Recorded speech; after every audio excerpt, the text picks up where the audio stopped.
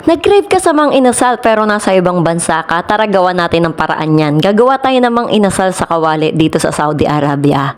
Madali lang naman, tara. Una-una sa lahat, mag-prepare tayo ng chicken leg, bawang, paminta, asukal, soy sauce, oyster sauce, and then 7-Up. Kahit anong lemon juice pwede. And then, halo-haluin lang natin yan guys hanggang sa ma-mix well siya. After nyan, maglalagay tayo ng lemon and set aside natin yan.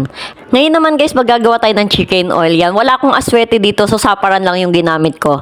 Yan guys, pakukuluan lang natin yung mantika na may saparan. And then, maglagay tayo ng bawang, and then laurel, at ng nor cube, at ng paminta. And then, pakuluan lang natin yan guys hanggang sa maluto siya.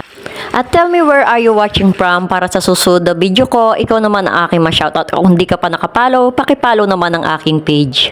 Yan guys, mag-prepare na rin tayo dyan ng kawali and then ilalagay na nga natin ang ating mang inasal. Yan guys, lutuin lang natin siya sa medium heat guys. And then by the way, shoutout nga pala kay Elmer's Vlog Montana ng Province Palawan. At kay Bro Bardo ng Italy. At kay Mark Caraan Trambulo.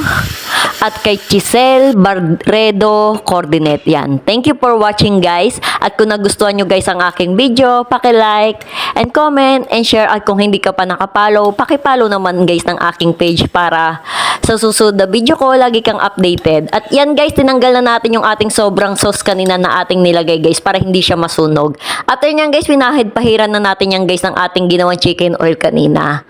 And then yan, ano lang natin yan guys ng kaunti para maluto siya. At yan guys, luto na nga ang ating chicken. At sa simpleng paggawa natin yan guys, ay meron na tayong mang inasal. Yan, maraming salamat po sa panonood. Thanks for watching. God bless.